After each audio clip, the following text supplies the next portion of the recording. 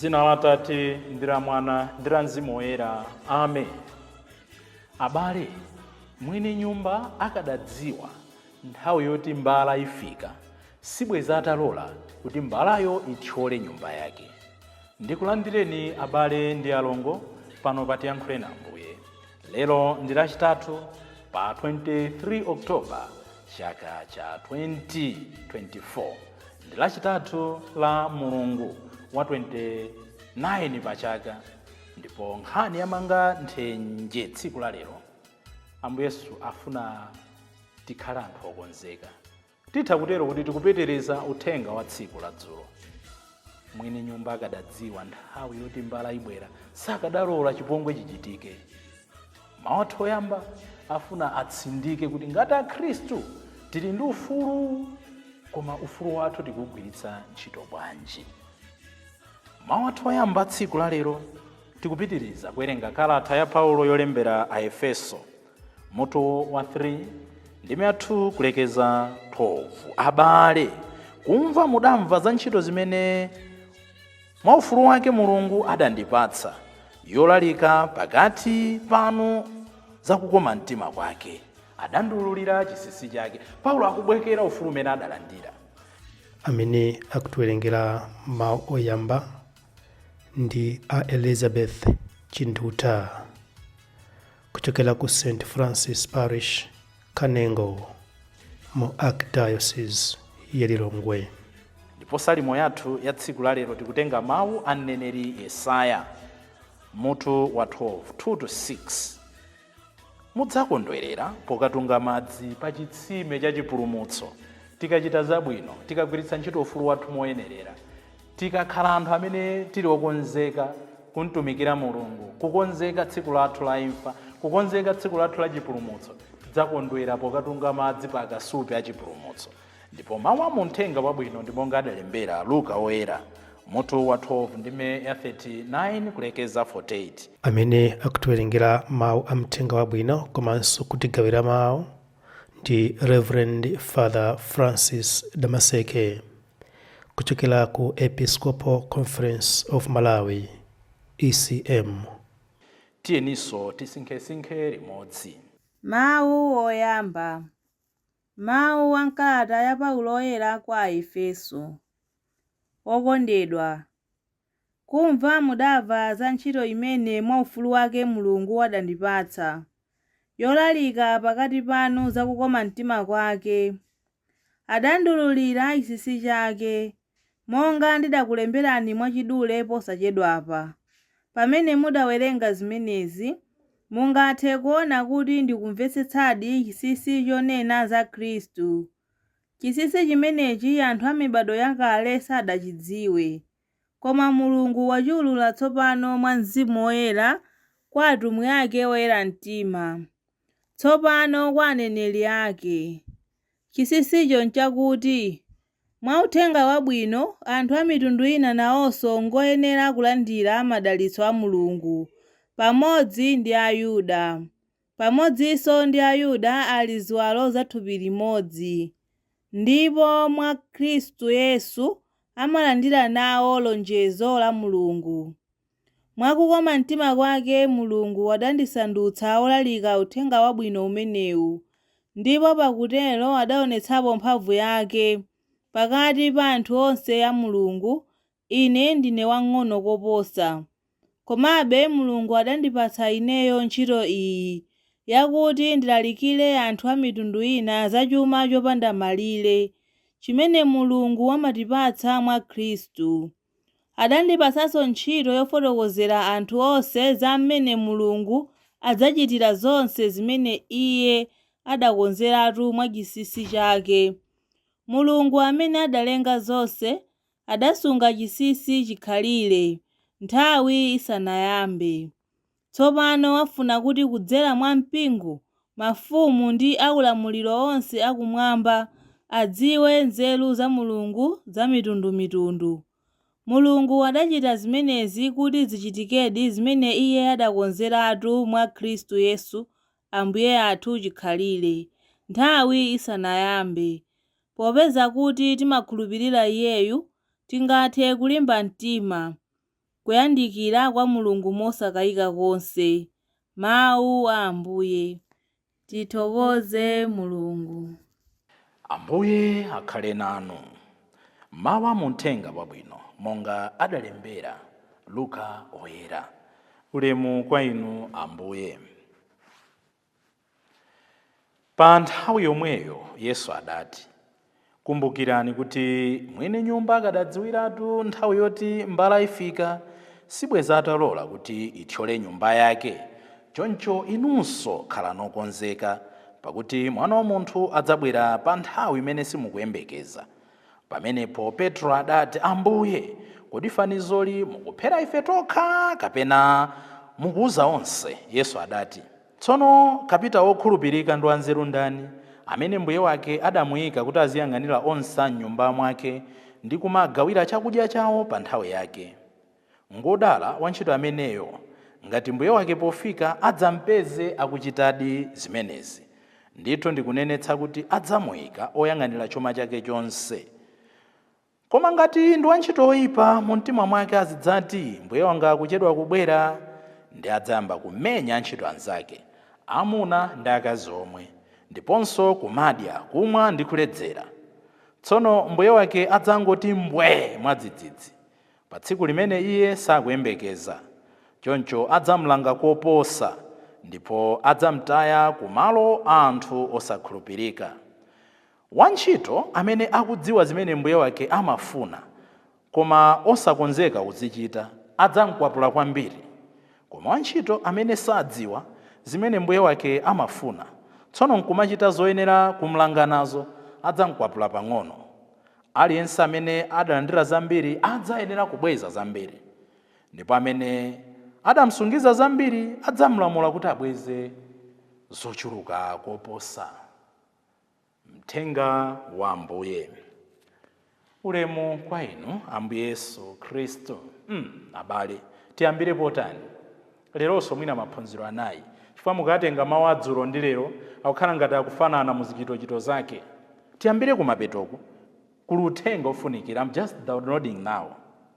Akuti wantchito amene akudziwa zimene mbuye wake amafuna koma sali wokonzeka kuzichita adzamkwapula kwambiri. Koma wantchito amene sadziwa zimene mbuye wake amafuna koma nkumachita zoyenera kumlanga nazo adzamkwapula pang'ono. Ndanena kuti tiyambire mawu awawa chifukwa chonena kuti akugwirizana ndi mawu amene Paulo akutipatsa mawu oyamba, kuti kagwiritsidwe ntchito ka ufulu, kuti Paulo akuti mwa ufulu atalandira ufulu, adalandira zinsinsi za Mulungu ndipo adayamba kulalika, ndipo Paulo ntchito adayigwira. Adafika ku madera amene mwina palibenso mtumwi amene tingamfanizire kuti mmene Paulo adayigwirira ntchitoyi. Sinde kuti Paulo adapanga zopambana aliyense, koma tikamayang'ana maumboni titha kutero kuti Paulo zinali nkhani zina. Ndeno akuti amene amadziwa zoyenera kumachita koma osamachita zimenezo, mwachidule monga akunenera kumapeto, amene ali nazo zambiri adzamlanga kwambiri ngati sanabweze zambiri. Those with knowledge, those with freedom, those with energy, those with power, those with authority, those with resources, zimenezi ja Mulungu anatidalitsa nazo ncholinga kuti timutumikire mwatoto moyo. Koma nkupezeka kuti mwina ndi zimenezi ja tikulangira anzathu, mwina ndi zimenezi ja sitikuchita zoyenerera, tidzapemphedwa kubweza zambiri, tidzakwapulidwa koposa. Nchifukwa yake ngakhale pasi pano the gravity of milandu imasiyana. Tonse tithu omayendetsa galimoto, tonse nkuomba munthu ndi kupha. Wina akamzenga mlandu wa murder, wina akamzenga mlandu wa manslaughter. Tiyerekeze ndikuyendetsa galimoto yomweyo, ndikupanga reverse, ndaona ndimaganiza kuti kulikliye, nkuona kwanga ndaona kulikliye, osadziwa kuti ana amasewera, ndikupanga reverse nkuomba. Ndi mlandu ndithu ndapha, koma sindinaphe mwadala. Ndapha ndikalangidwa pa mlandu wakupha, koma osati kupha mwadala. Kachilango kake kamakhala kosiyanirana. Koma ndi galimoto yomweyo nkuwaona ana akusewera kuti ana ane amapanga matama, koma nkuika reverse nditapana mulomo ndikumuomba, ndapha ndithu mwadala. Chimodzimodzi tikuzifanizira ndi udindo wathu ngati Akhristu. Ineyo ngati wansembe, I'm privileged, ndimadziwa zinthu zambiri. Ndimadziwa kuti ndikapanga icho chitherapo, ndikasokola icho chigundapo, akuti ndikalangidwa kwambiri ngati sindizichita moyenera ndi nzeru ndi nthawi ndi mphamvu imene Mulungu adandipatsa. N'chifukwa chake tikuyenera tikhala osamala pa zimene Mulungu adatidalitsa nazo. Paulo uja wanena kuti tigwiritse ntchito ufulu wathu moyenerera. Zinthu zomwezo kwa ena zitokhala zabwinobwino, koma kwa ife malingana ndi udindo wathu. Ndikudziwa kuti kumene ndikupitako mavalidwe awawa anthu ndi level yawo yakaganizidwe ndi level yawo ya exposure mwina sagwirizana nazo. Ndisanene kuti palibe vuto lanu ndi chani. I should be considerate to my brothers and sisters. Kodi suja Ambuye amanena kuti kudya mutha kudya zonse chifukwa cholowa nthupi chilibe vuto koma chotuluka. Koma ngati chimene udya, Paulo osamatsirira mang'ombe, ngati chimene udya ukudziwa kuti chichimwitsa m'bale wako, chimene ndimwa chichimwitsa m'bale wanga, akuti osati chifukwa cha ineyo kapena chakudyacho, koma chifukwa cha m'bale wangayo, kuli bwino ndisadye. Using freedom and responsibility moyenerera. Ndio samakhala okula mtima anthu akamadandaula kuti mmene amavalira aja kucheche ine sizimantenga bwino, osati achimidzi mulibe malamulo. Love is caring about the feelings of your brothers, of your sisters, of your neighbors, of those less inferior to you. Kodi inu ndine ufulu wathu tikugwiritsa ntchito motani? Ndayikadzimata mosemo mwina community yanga ilibe vuto. N'chifukwa kansembe timakhala very careful. Nkhani ngati zamaliro angozi ya munthu wodzimangirira kaudzipha, timanena kuti munthu akafika pamene paja wafika poti walephera kuteteza moyo wake, timutenge ngati wamisala, timutenge ngati munthu amene mutu wake sumagwira bwino ntchito, kapena munthu amene wagwiritsa ntchito mankhwala ozunguza bongo. If he has failed to defend his life, something must be very amiss. Ndeno koma ngati community yakwawoyo it's a scandal to them, takambirana nawo sakumvetsa. Mwina mpingo mukuona kuti zomwezo dera A maliro aja sanachite misa, zomwezo dera B kumenera kwachitika misa. It's all about caring the feelings of our brothers and sisters. Sizotanthauza kuti taweruza, sizotanthauza kuti tunena kuti muyu sakapulumuka, koma tikusamalanso the feelings of others. Ndi zimene akunena tsiku la lero Paulo oyera kagwiritsidwe ntchito ka ufulu komanso kumapeto kwa mthenga wabwino. Ife amene tidalandira zambiri tikusowekeranso kudzapereka zambiri. China ndi chani chimene tikuona m'mawu oyamba? Abale ndi alongo tosefe pakati pathu palibe amene amafuna zinthu zimtenge by surprise. Kuti zinthu zongondidzidzimutsa sitimakondwera kudzidzimutsidwa. Kuti andidzidzimutsa nayo timadana nazo. That's why mukaona pakati pathu anthu ngozi timadana nazo. Chifukwa ngozi zimatidzidzimutsa. Inde ngozi ndi ngozi koma timadana ndi kudzidzimutsidwa. N'chifukwa yake pakati pathu timayika my assurances. N'chifukwa yake pakati pathu anthu akudziunjikira chuma kuti in case zindivuta apa ndigwire apa. Mukaona mtima watsankho, mukaona mtima odzikundikirawo, mukaona mtima oti ndigwire pakulu ndine, ndi chifukwa choti sitifuna kudzidzimutsidwa. Nanga zitati zitere ana angawa, nanga zitati zitere nkhani yangayi, nanga zitati zitere osemba wangawo. So timadzimangira malire kuti china chake chisatidzidzimutse. Chikatidzidzimutsa ndigwire apa ndiseveke. Chimodzimodzi Ambuye Yesu lero akunena kuti ngakhale timadana ndi kudzidzimutsidwa, ngakhale timakonzekera kuti zinthu zisatidzidzimutse, matenda asatidzidzimutse, ngozi ikatidzidzimutsa tipeze pogwira, zinthu zina zake zikatisokonekera tipeze cover up. Koma Ambuye Yesu akunena kuti the unexpected does happen. Zimene timaona ngati zodzidzimutsazo zimachitika m'moyo uno. Nde akufunsa tsono kuti nanga inuyo ndine tikhala bwanji maso kuti tisadzidzimuke. Chifukwa mwini nyumba akadadziwa nthawi yoti mbala ibwera akuti sakadaledzera, sakadakhala mtulo, akadakhala chire, amatero azathu akumwera, akadakhala chire. Dzulo lichati makamba zinthu zimene zikutithandiza kuti tizigona, ndeni makamba kusagwiritsa ntchito zinthu moyenerera, kuganiza kuti tili ndi nthawi, komanso kulephera kuzindikira machimo amene ali pakati pathu. Lero Ambuye Yesu akuonjezera mfundo ina pa zimene ndinakamba dzulo zija. Akunena kuti kugwiritsa ntchito bwino mphatso zathu. Wantchito amene mbuye akadampatsa kuti azigawira anzake chakudya, akuti iye nkumagawira bwino, ameneyo ali m'maso. Wantchito amene anene kuti mbuye wanga akudziwa ndithu kuti andikuyenera kupanga izi koma mbuye wanga wachedwa, akuti adzayamba kumwa, kukwapula anzake amuna ndi akazi omwe, mwachidule adzayamba kugwiritsa ntchito molakwika magifts amene ali nawo.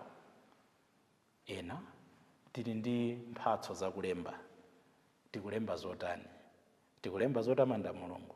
Tili ndi mphatso ya kuimba, tikuimba zotani? Zotamanda Mulungu, zotamanda chilungamo, zotamanda mtendere. Ena tili ndi mphatso ya uphungu. Tikuphungula motani?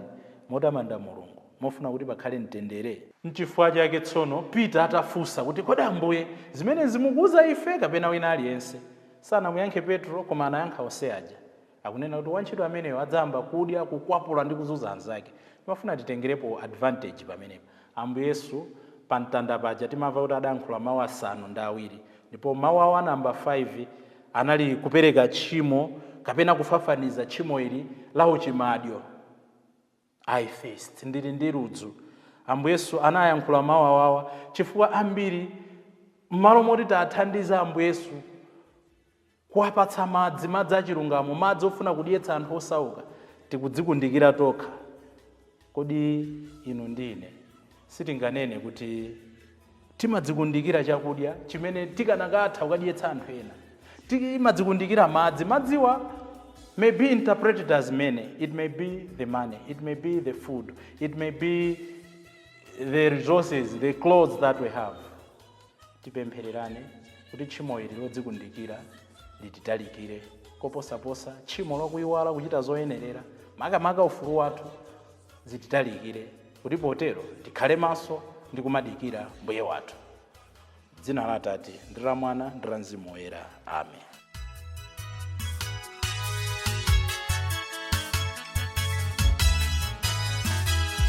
Give